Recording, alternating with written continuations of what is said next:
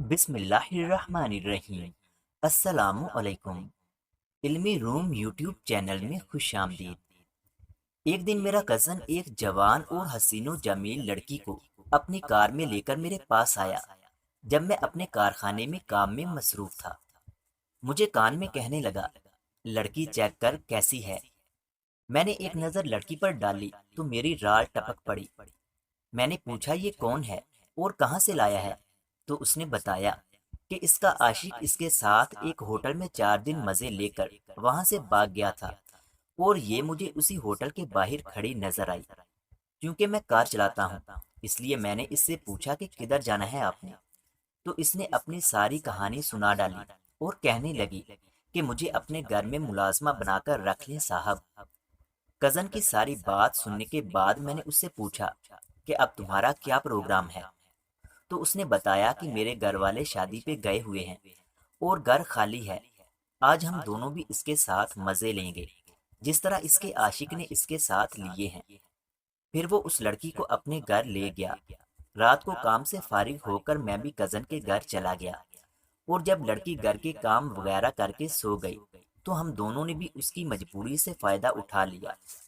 لڑکی اس وقت تو چپ رہی، لیکن جو کام اس نے بعد میں کیا اس نے ہمارے رونگٹے کھڑے کر دیے۔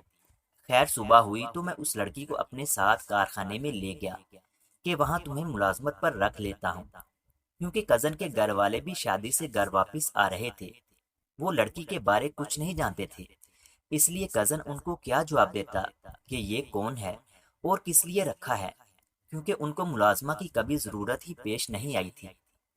ایک ہفتہ میں نے دن رات اس لڑکی کو کارخانے میں ہی رکھا، اور وہ کزن روزانہ وہاں آ کر لڑکی کی عزت سے کھیلتا رہا۔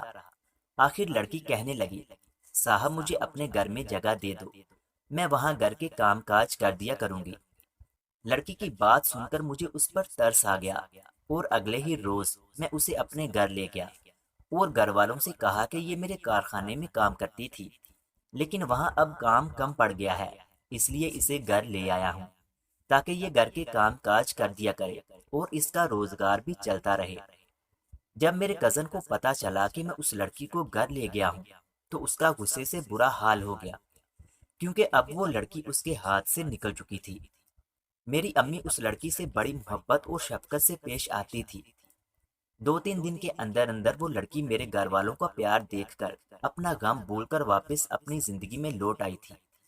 محلے کی کوئی عورت اس لڑکی کے بارے پوچھتی تو میری امی کہتی، یہ میری بانجی ہے، اس کی ماں مر چکی ہے تو اب یہ یہیں میرے پاس رہے گی۔ لڑکی بہت خوددار اور حساس تھی۔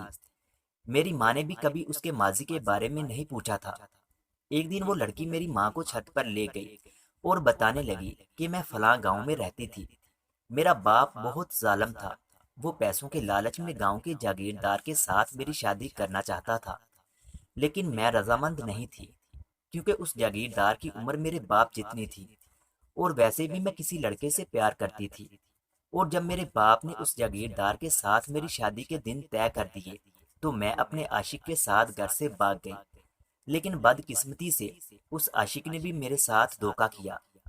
4 دن ایک ہوٹل میں میرے ساتھ گزارنے کے بعد وہ بھی بھاگ گیا۔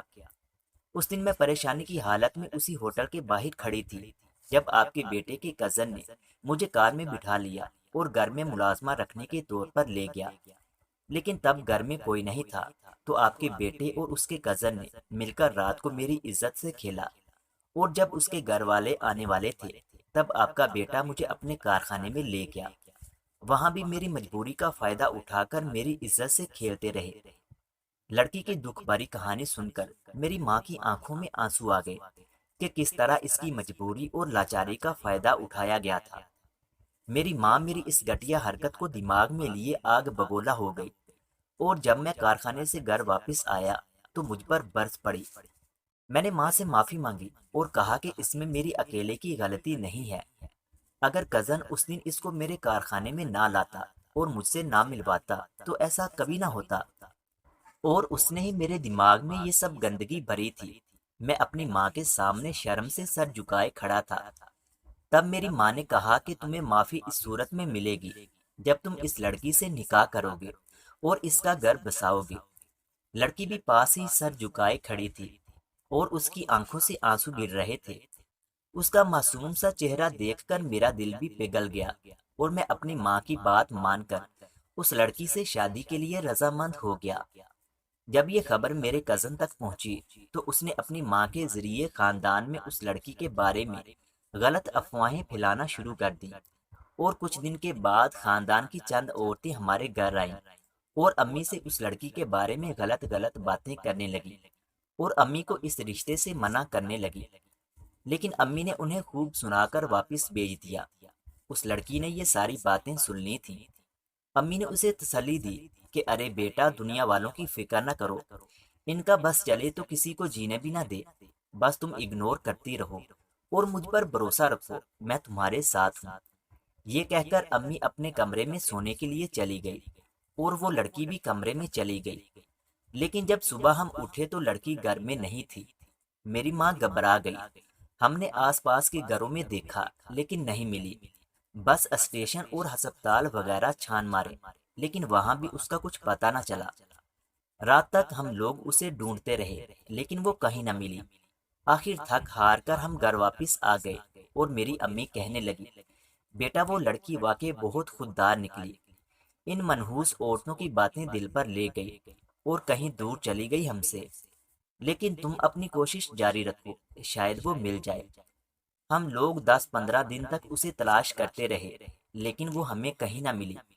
پھر آہستہ آہستہ ہم اسے بھول گئے کہ شاید اپنے ہی گھر چلی گئی ہوگی، لیکن اس دن میرے اسان خطا ہو گئے اور پیروں تلے سے زمین نکل گئی جب میں کارخانے میں کام کر رہا تھا اور میرے کزن نے مجھے ایک تصویر بھیجی۔ میں نے گھر جا کر وہ تصویر اپنی ماں کو دکھائی تو وہ بھی پھوٹ پھوٹ کر رونے لگی، کیونکہ اس لڑکی نے دنیا کی باتوں میں آ کر خودکشی کر لی تھی۔ وہ ایک ٹرک کے نیچے آ کر مر گئی تھی۔ لوگوں نے بتایا کہ یہ کوئی ایکسیڈنٹ نہیں تھا، بلکہ لڑکی جان بوجھ کر ٹرک کے ساتھ ٹکرائی تھی۔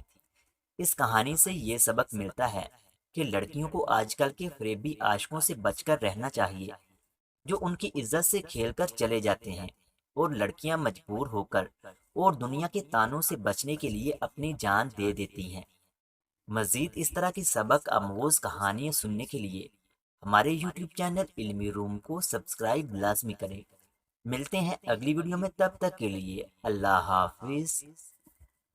ایک لڑکی کو اپنے نصیب کی بہتری کے لیے اتنی ہی دعائیں مانگنی چاہیے جتنی وہ جنت کو پانے اور جہنم سے بچنے کے لیے مانگتی ہے، کیونکہ نیک اور اچھے ہمسفر کا ساتھ جنت تک لے جاتا ہے، اور گھٹیا ہمسفر کا ساتھ دنیا میں ہی آپ کے لیے جہنم بن جاتا ہے۔